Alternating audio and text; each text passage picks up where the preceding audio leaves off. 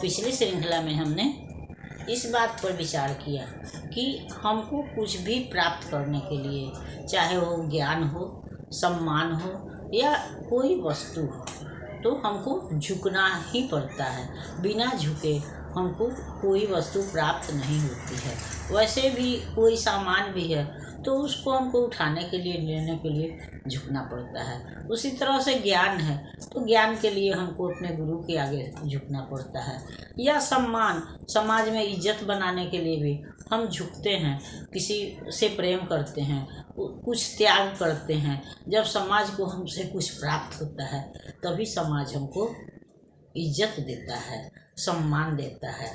तो कहने का मतलब है कि हमको किसी भी वस्तु की प्राप्ति तब होती है जब हम झुकते हैं, यानी कि हम विनम्र होते हैं, हम अभिमान छोड़ देते हैं। अगर हम अभिमान को पकड़े रहें तो फिर हमको किसी भी वस्तु की प्राप्ति नहीं हो सकती है। कहा भी गया है, प्रेम न बारी उपजे, प्रेम न हाट बिकाए, राजा प्रजा जेहि रुचि, सिर दे ले जाए। अर्थात प्रेम जो है, इज्जत जो है, सम्मान जो है, वह बारी का मतलब यहाँ खेत से है।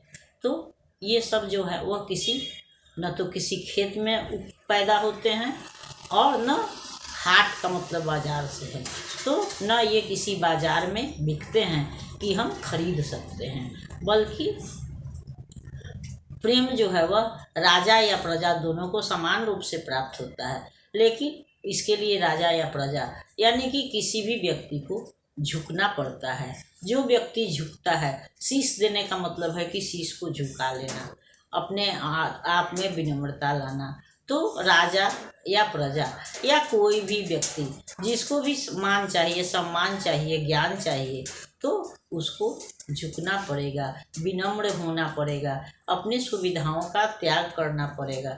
तब जाके उसको समाज में प्रसिद्धि प्राप्त होगी या इज्जत प्राप्त होगा, सम्मान प्राप्त होगा या फिर ज्ञान प्राप्त होगा। ज्ञान के लिए भी उसको अपने गुरु के आगे झुकना पड़ेगा, तभी उसको ज्ञान की प्राप्ति हो सकती है। और यही कारण है कि हमारे समाज में गुरु की महिमा, गुरु को जो है वह उसको ईश्वर से भी सर्वश्रेष्ठ माना गया है। तो अगली श्रृंखला में हम गुरु की महिमा पर विचार करेंगे। लेकिन आज हमको यह समझ लेना है कि प्रेम का मतलब वही यहाँ श्रद्धा, प्रेम, त्याग से है कि वो न तो किसी खेत में उपजता है, न बाजार में बिकता है कि हम उसको खरीद सकते हैं या पैदा कर सकते हैं। बल्कि उसके लिए हमको राजा रुचि का मतलब इच्छा से है, रुचि से है। तो राजा या प्रजा जिसको भी इसकी आवश्यकता है, जो भी प्रेम चाहता है, सम्मान चाहता है, इज्जत चाहता है, ज्ञान चाहता है, उसको झुकना पड़ेगा, अगले के सम्मुख विनम्र होना पड़ेगा।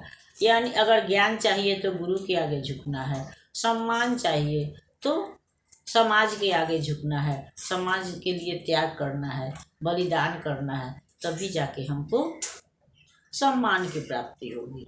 तो कहने का मतलब यही है कि विनम्र होना, मनुष्य के लिए विनम्रता जो है वह आवश्यक गुण है, जो हमको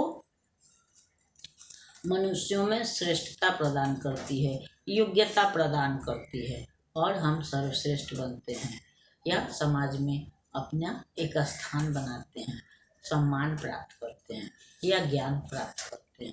इसके लिए झुकना और विनम्र होना मनुष्य की पहली निशानी है। अकड़ के, अभिमान के साथ हमको कुछ भी प्राप्त नहीं हो सकता है। तो कहने का मतलब यहाँ है, दूसरे शब्दों में दोहों के माध्यम से यह समझाया गया है कि मनुष्य को झुकना चाहिए, विनम्र होना चाहिए, अभिमान का त्याग करना चाहिए। क्योंकि समाज में सभी लोग जो हैं वह विनम्र लोगों को पसंद करते हैं। जो त्याग करता है, समाज के लिए कुछ देता है, कुछ करता है, उसी की इज्जत होती है। अगर हम अपनी ही स्वार्थ साधना में लगे रहें, अपने अभिमान में अकड़े रहें, तो फिर हमको समाज से भी कुछ प्राप्त नहीं होगा। समाज हमको नज़रअंदाज करना शुरू करेगी, हमारा तिरस्कार करेगी, हमारा बहिष्कार करेगी।